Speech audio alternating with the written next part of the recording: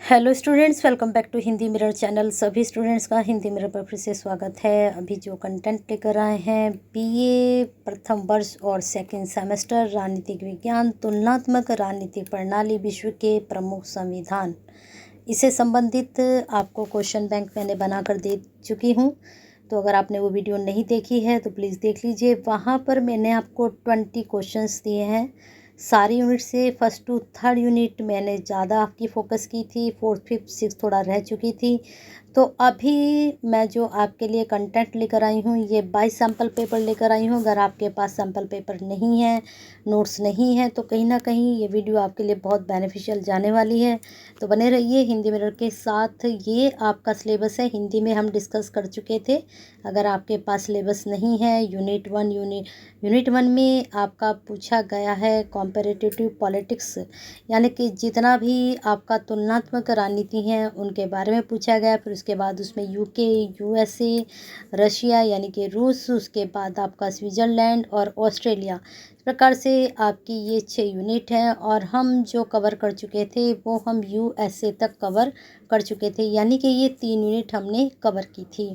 बाकी इन 3 यूनिट से भी मैंने क्वेश्चंस आपको बोले थे कि ये 3-4 क्वेश्चन हैं, इनको आप तैयार कर लीजिएगा। अब हम बात करते हैं आपके जो सैम्पल पेपर है वहाँ से क्वेश्चंस की। अगर आपके पास नोट्स नहीं हैं तो आप, मैं स्क्रॉल करती जाऊँगी, धीरे धीरे आप इसका जो है स्क्रीनशॉट लेते जाना। और ये पेज कम से कम आपके काफ़ी लंबी ये पीडीएफ है, तो ज़्यादा टाइम भी नहीं लगेगा आपको। क्वेश्चन भी बताते चलेंगे और साथ में आप जो है आंसर के ले सकते हैं स्क्रीनशॉट। अब यहाँ पर आपको बता दें, पहला आपका जा रहा है तुलनात्मक राजनीति से आप क्या समझते हैं। अब यहाँ पर मैंने आपका ये नहीं लिया, मैंने लिया तुलनात्मक राजनीति को परिभाषित कीजिए, इसके कार्य क्षेत्र की चर्चा कीजिए। तो जो मैंने क्वेश्चंस आपको बताए हैं वही मैं आपको बता रही हूँ कि यही आप तैयार कीजिएगा। तुलनात्मक राजनीति का अर्थ ये रहा आपका, तुलनात्मक राजनीति और तुलनात्मक सरकार के बीच अंतर है। इसके बाद संघ के दोष या हानि है, इसमें आपके 6 से 7 हेडिंग जा रहे हैं। इसके बाद है तुलनात्मक राजनीति और सरकार की प्रकृति को परिभाषित कीजिए, इसकी प्रकृति भी आप कर सकते हैं। फिर इसके बाद है आपका तुलनात्मक राजनीति का दायरा, इसको आप पढ़ना चाहे तो पढ़ लीजिए, नहीं तो छोड़ दीजिए।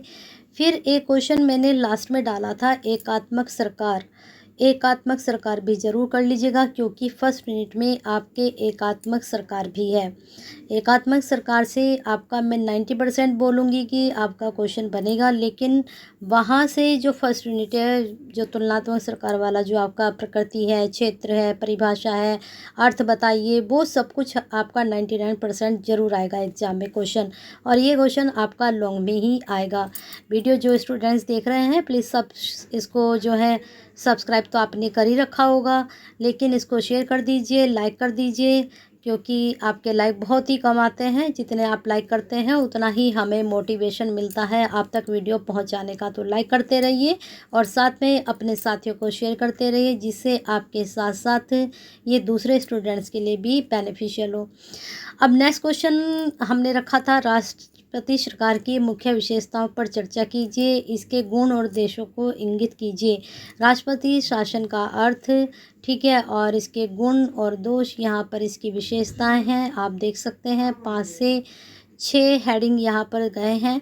इसके बाद विशेषताएं और संसदीय सरकार में इनका अंतर, इसको आप पढ़ना चाहे पढ़ लें, लेकिन इनके कार्य, परिभाषा, गुण दोष, ये आप ज़रूर पढ़ के जाइएगा, क्योंकि यही टॉपिक आपके लिए ज़्यादा इम्पोर्टेंट है।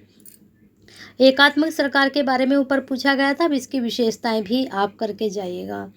तो 3 क्वेश्चंस आपके ज़्यादा फोकस करिएगा यहाँ पर, एक आधा और देख लेते हैं, क्योंकि फर्स्ट यूनिट में से 2 से 4 क्वेश्चन ज़रूर बनते हैं, 2 से 3 तो 100% आपके बनेंगे। ठीक है, चलते हैं आगे। अभी ये सारी आपकी फर्स्ट यूनिट ही चल रही है, जब सेकंड यूनिट आएगी तब हम बात करेंगे। एकात्मक सरकार चल रहा है ये सारा। और अगर आपको इसके नोट्स नहीं हैं तो इसके आपको जो टेलीग्राम चैनल है वहाँ मैं इसकी पीडीएफ डाल दूँगी और इसके आप देख सकते हैं। ठीक है, लेकिन क्वेश्चंस बैंक जो है उसको अच्छे से तैयार कीजिएगा। ठीक है, अब आ गए हैं सेकंड यूनिट पर। अंग्रेजी संविधान के स्रोतों के बारे में बताइए। ये प्रश्न आपके क्वेश्चन बैंक में भी डाला था। अब यहाँ हेडिंग आप देख सकते हैं कौन कौन से हैं। परंपराएं हैं, इसके बाद चार्ट्स है, मैग्ना कार्टा है, फिर इनके बाद सामान्य कानून हैं। इनके द्वारा जो है उसका पता चलता है अंग्रेजी संविधान की क्या विशेषताएं हैं। अब देखिए, आपकी जो इतनी भी यूनिट है सभी में संविधान के बारे में पूछा जाएगा। संविधान का क्या अर्थ है, ये वाला प्रश्न भी आपके लिए 99% इम्पोर्टेंट है। इसको आप ज़रूर करके जाइएगा। पर्टिकुलर आपसे संविधान के बारे में भी पूछ लेंगे। नेक्स्ट क्वेश्चन देख लेते हैं और क्या इम्पोर्टेंट आपके लिए जा सकता है। सैम्पल पेपर तो मैं खैर आपको सारा ही दिखाऊंगी, लेकिन इतनी जल्दी जल्दी स्क्रॉल करके आपको शायद दिखाई भी नहीं देगा। लेकिन हम डिस्कस करने के बाद आपका जो है टेलीग्राम चैनल पर डाल देंगे शाम तक या कल तक, तो फिर वहाँ से आप आराम से इसको देख सकते हो। ठीक है, अब आते हैं यूके के प्रधानमंत्री की भूमिका और कार्यों पर चर्चा कीजिए। तो आपको ये भी करना है। ठीक है, तो ये क्वेश्चन भी आपके लिए इम्पोर्टेंट है। ये 75 पेज की आपकी PDF है, तो मुझे लगता है बहुत जल्दी जल्दी हमें स्क्रॉल करना पड़ेगा। एक प्रश्न आपका ब्रिटिश प्रणाली पर एक संक्षिप्त निबंध लिखिए। इसको संक्षिप्त ना करके आप इसको लेंदी ही कर लीजिएगा, क्योंकि कई बार लेंदी में ही आता है क्वेश्चन निबंध वाला। निबंध का मतलब उसमें आपको उसकी परिभाषा, उसका अर्थ, उसके बारे में, उसके संविधान के बारे में, विशेषताएं, गुण और दोष सभी कुछ बताना होता है। बस खाली वो निबंध टाइप में उसको डाल देते हैं क्वेश्चन को।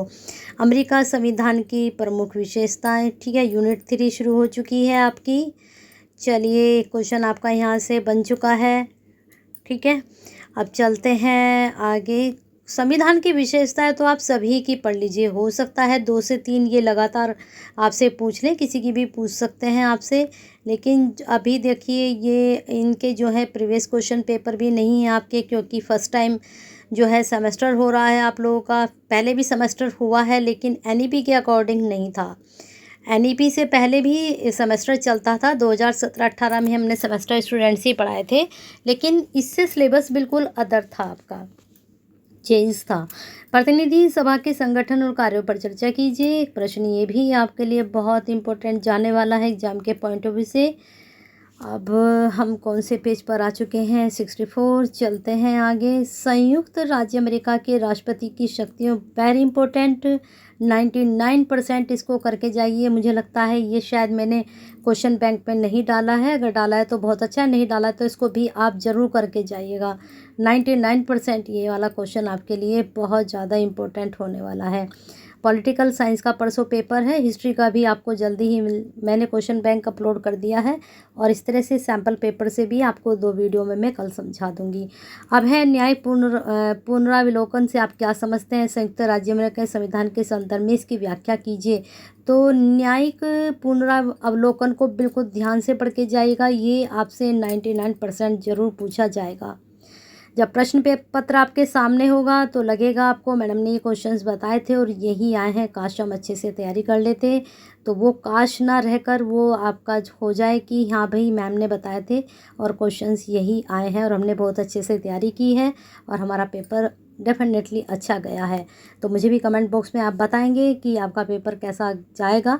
दूसरे बात, आप यहाँ पर लाइक कर दीजिए फटाफट और शेयर कर दीजिए अपने जैसे ही स्टूडेंट्स को, और सब्सक्राइब अभी तक नहीं किया तो कर लीजिए, क्योंकि हमारा आपका साथ आगे तक रहने वाला है।